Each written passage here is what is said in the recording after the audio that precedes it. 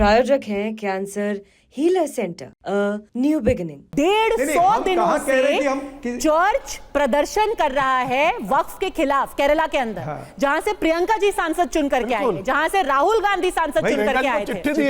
150 दिनों से वो कह रहे हैं कि चर्च की जमीन पर वक्फ कब्जा कर रहा है, क्योंकि ये मुद्दा हिंदू मुस्लिम का नहीं है। ये नैरेटिव बनाया जा रहा है कि ध्रुवीकरण हो रहा है हिंदू मुस्लिम में। पद्मजा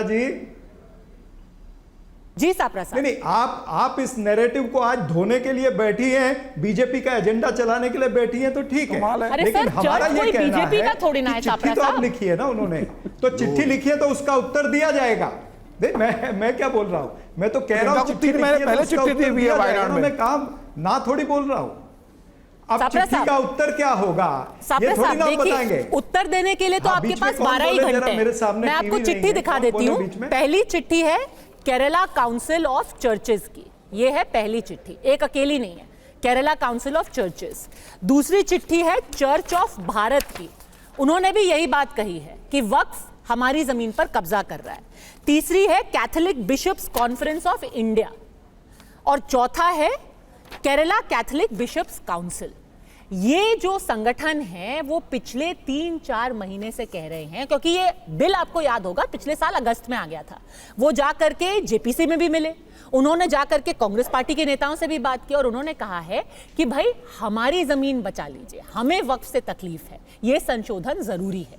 तो आप उनको जवाब दीजिए, ये बीजेपी का कुछ लेना देना नहीं है, ना मेरा है, मैं उनके बिहाफ पे सवाल पूछ रही हूं। अगर मैं वही कह रहा हूं कि अगर उनकी जमीन में सच जो बातें उन्होंने लिखी है ये सारी सच है, तो निश्चित रूप से उनके साथ में न्याय होना चाहिए। लेकिन हम तो और कई सारी चीजें हैं ना, ये मात्र एक विषय के ऊपर थोड़े ना पूरा वक्फ बोर्ड का जो बिल अमेंडमेंट आ रहा है ये इस एक विषय पर थोड़ी है। मैं तो ये कह रहा हूं कि उसके अंदर अनेक मुद्दे, मैंने जैसे आपको बताया कि मुद्दा है कि वहां पर गैर मुस्लिम लोग जो है वो भी सदस्य बनेंगे। उसमें इस तरह से एक और मुद्दा है कि जिसको जमीन डोनेट करनी है वो मिनिमम 5 साल से वो प्रैक्टिसिंग मुस्लिम होना चाहिए। अरे भाई ये प्रैक्टिसिंग मुस्लिम आप कैसे तय करोगे? सब मुसलमानों के घर पे क्या सीसीटीवी लगा दोगे क्या? ये प्रैक्टिसिंग मुस्लिम का मापदंड क्या है? तो ये तमाम सारी चीजें हैं, एक विषय नहीं। पद्मजा जी आप एक विषय पकड़ के बीजेपी को बेल आउट कर सकती हैं। नहीं सर, लेकिन मैं तो बीजेपी से भी पूछ रही हूं, जिस पर उनके सामने तकलीफ है जेडीयू, आरएलडी और टीडीपी जैसी पार्टियों की, उनसे पूरा सवाल पूछा गया उसको लेकर के। उद्धव ठाकरे जी के पास अपनी अलग समस्या है। भी है, ओम प्रकाश राजभर भी है, अनुप्रिया पटेल भी है। नहीं, पर उन्होंने तो अपना समर्थन दे दिया है ना, भी है, ये भी कहिए। उन्होंने तो बिल के खिलाफ, पर ये बताइए कि एक एक करके समीर, क्या अजीत पवार ने समर्थन दे दिया? हाँ, ये बात क्या अजीत पवार ने समर्थन दे दिया? आपको पता है अजीत पवार अभी भले से ही किसी ने खुल करके ये नहीं बोला है कि हम इसके खिलाफ वोट करेंगे, लेकिन ये जो स्थिति बनी हुई है कि ओपनली आके कोई बैक नहीं कर रहा है, क्या आखिरी मौके पर ऐसा हो सकता है कि एक एक करके सारी पार्टियां पीछे हटना शुरू हो जाए? नीतीश जी पहले पीछे हटे, फिर जयंत चौधरी पीछे हट जाएं। हाल ही में आपको याद होगा कि जब ये नमाज पढ़ने को लेकर के पूरा विवाद हुआ था, तो जयंत चौधरी ने ट्वीट करके कहा था कि ये बड़ा ऑरवेलियन सा सिनारियो है, यानी कि पुलिस स्टेट बनता जा रहा है हमारा देश। तो थोड़ा तो वहां पर खटास है।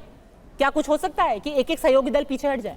नहीं, मुझे नहीं लगता पद्मजा जी कि कोई सहयोगी दल पीछे हटेगा। देखिए जिस तरीके से ललन सिंह का लोकसभा में इस बिल के समर्थन में बहुत धाड़ के उन्होंने जब कहा था, तो मुझे नहीं लगता कि कोई इस पे पीछे हटेंगे। ना चिराग पासवान पीछे हटने वाले हैं, ना तेलुगु देशम के चंद्रबाबू नायडू हटेंगे, ना नीतीश कुमार पीछे हटने वाले हैं।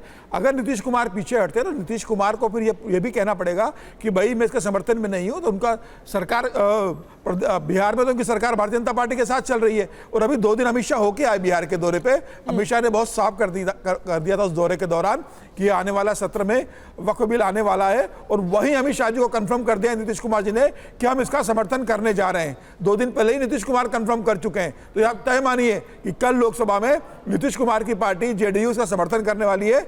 चंद्रबाबू नायडू से भी अमित शाह जी की बात हो गई थी, चंद्रबाबू नायडू भी इसका समर्थन करेंगे, चिराग पासवान भी समर्थन करेंगे।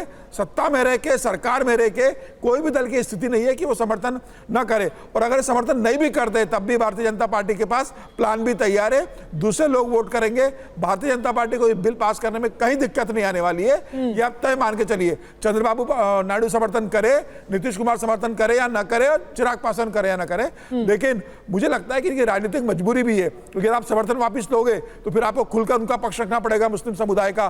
फिर आपको बिहार में कहना पड़ेगा कि हम इसके खिलाफ भारतीय जनता पार्टी के साथ एनडीए से बाहर निकल रहे हैं, हम अपने दम पर चुनाव लड़ेंगे। और नीतीश कुमार तो रोज कहते हैं ना, अब हम कहीं नहीं जाने वाले, अब तो हम यही रहने वाले हैं। तो जो कहीं नहीं जाने वाले हैं वो इसके फेवर में ही वोट करने वाले हैं, तय मान के चलिए।